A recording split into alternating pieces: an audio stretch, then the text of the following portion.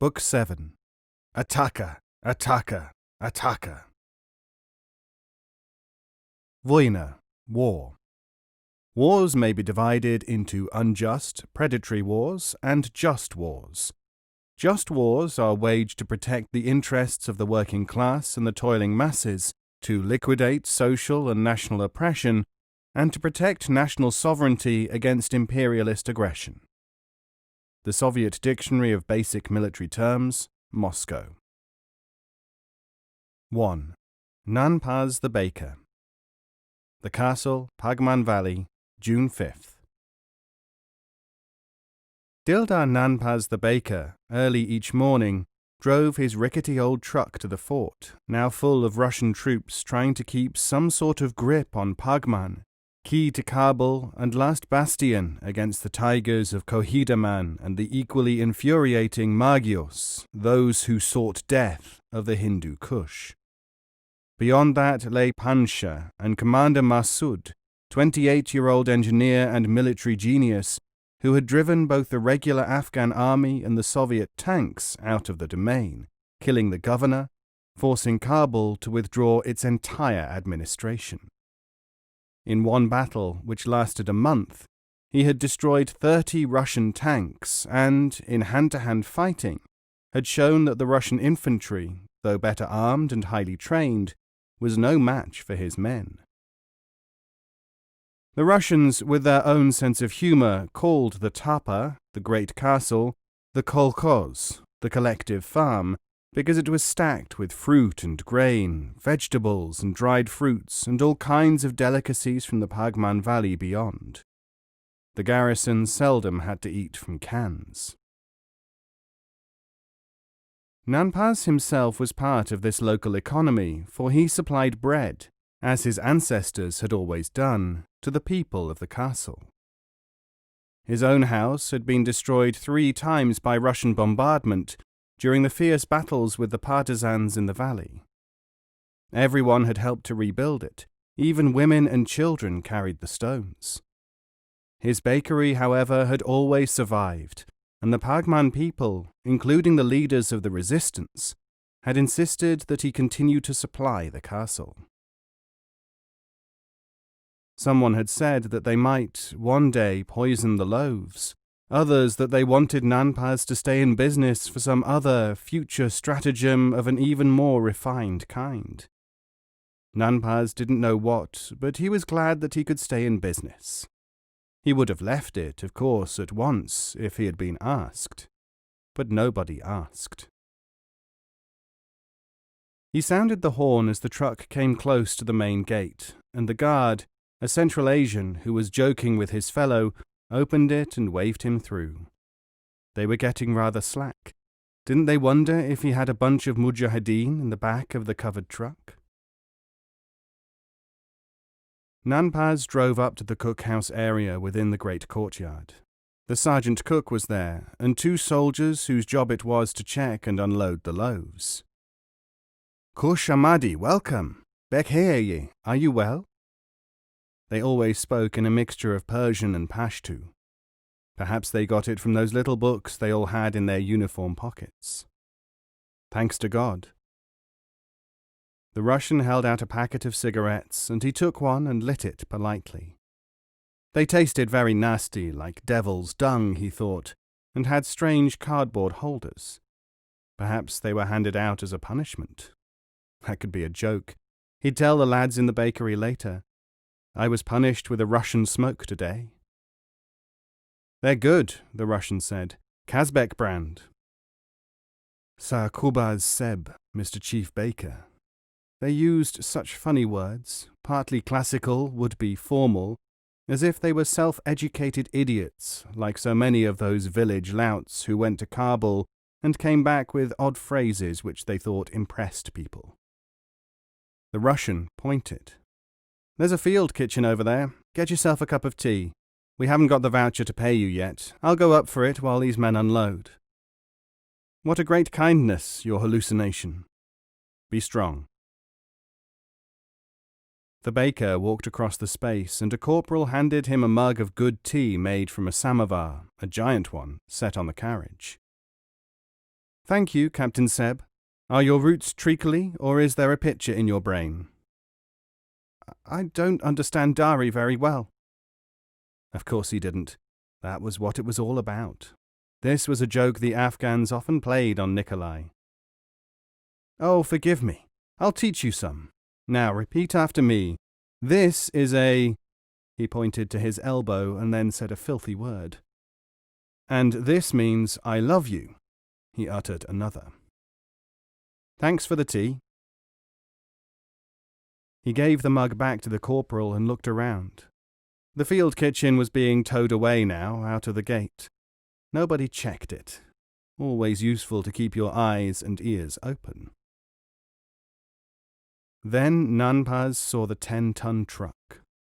It was covered with tarpaulin, camouflaged in dusty green and yellow-brown, and carried a sign on the side. Khidmati Dosti wa Hamkari, Friendship and Cooperation Service. These were the trucks which were to be seen on all the main roads now. The radio said that they carried medicines and food for the suffering masses. Peeping under the cover, the baker saw metal boxes filled with ammunition. Well, well. The Nikolais were so afraid of being ambushed that they were disguising military vehicles as welfare trucks. Quite a good sign. Must tell the Mujahideen. There was no driver in the cab, and the keys were in the ignition lock. A Russian soldier came up to him, sauntering but scowling at his interest. Death to America and its bastard children, the Zionist Pakistanis, said Nanpaz loudly and clearly. He had heard this on the radio and quite liked the rhythm of it. It was funnier even than the nonsense rhymes that people in Pagman were so fond of. The soldier gave the clenched fist salute. The Afghan comrade must be all right, he probably thought, and turned on his heel after warning Nanpaz, Danger, Minyi, mines. When the Russian was inside one of the doorways within the encircling wall, Nanpaz climbed into the truck's cab. Nice feel, quite new, bulletproof windscreen, nice grenade, a fragmentation one hanging easily to hand. Start the engine, into first gear, rev the engine, handbrake off.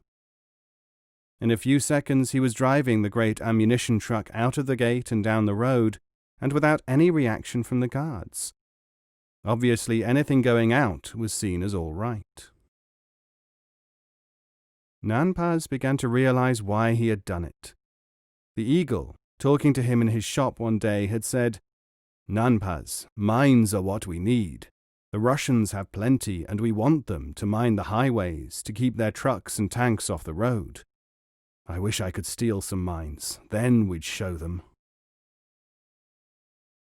And there he was, Nanpaz the baker, with a truckload of, as the soldier had so conveniently told him, mines. He'd better get the lot under cover somewhere and tell the eagle. He'd burnt his boats now, of course. Stealing a Russian truck, death. Stealing munitions, death. Loss of the bakery and transportation of his wife and children, a kind of death for them too. Niet milosti, no mercy for anyone. Russian words. The Russians knew that he had done it, so whether he got the load to the eagle or not, he was now, like it or not, a guerrilla, one of the Mujahideen. The baker laughed. And to think that he had felt so humble about the warriors for such a long time, wondered why and how they could challenge the Russians who had such power. Now he knew. It was easy. You only had to try. He laughed even louder when he passed a huge, if primitively drawn, poster. It showed a group of guerrillas with the caption, a masterpiece of the Red Afghan propaganda department, Sham bar Katilun, shame upon the killers. He rather liked the look of them. One was almost as fierce, he thought, as his own father who'd fought in the 1919 war. The baker was gone. The searchers found the bakery blown up. There was no sign of his family either. Even their house had been gutted of anything portable, and his assistants were nowhere to be found. The commandant of the castle, Colonel Slavsky, had had apoplexy and recovered from that, but not from the shock. Several Russians, the sergeant, the chief of the kitchen, the main gate guards, were under arrest. Russian military punishments, in Afghanistan at any rate, were reverting to those of pre-revolutionary days, the knout. The prisoners were stripped and the torturers were called. The commandant watched as the unfortunates were pegged down to the parade ground upon the order, "Stretch them out."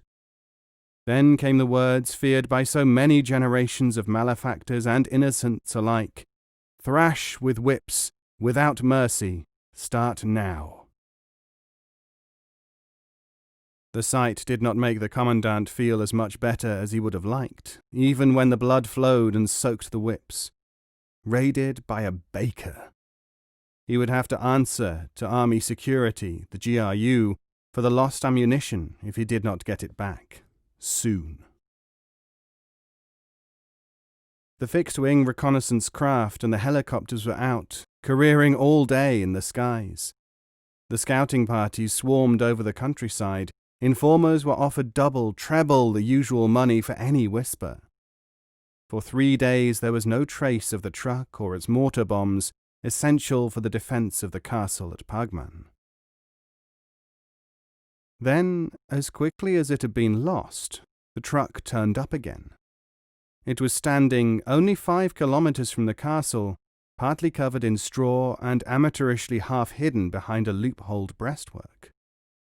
The wind seemed to have blown off some of its makeshift camouflage.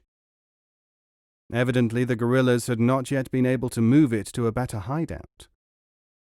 Helicopter pilot Leonid Fedorov of Air Reconnaissance whooped when he saw it and called in through the radio network direct to the castle's command. Colonel Slavsky was so delighted that he spoke directly to the flyer, shouting into the microphone, "Comrade Lieutenant Fedorov, warmest thanks. I'll get you a medal when there's another engagement that'll cover it." He could hardly propose an award for the finding of the truck and cargo, which would be followed by an inquiry as to how and why he had lost it in the first place. The Russian recovery team found everything intact. Every mortar round, every road map, even the driver's wallet stuffed with the new Afghan notes. Those terrorists really must have panicked, thought Slavsky. Of course, they probably did not know that without this load there would have been no ammunition for the mortars in the castle, and only rifle fire to defend it. And the marksmanship of the Soviet soldier was generally admitted to be poor. Each platoon shared a single sniper's rifle. Although it was an excellent Dragunov SVD, the training in its use had not proved to be sufficiently good. "Primitives, bandits, that's what they are," Slavsky told Major Vasilev, his second-in-command. He issued the mortar bombs and ordered a secret watch, day and night, to be put on all approaches to the truck.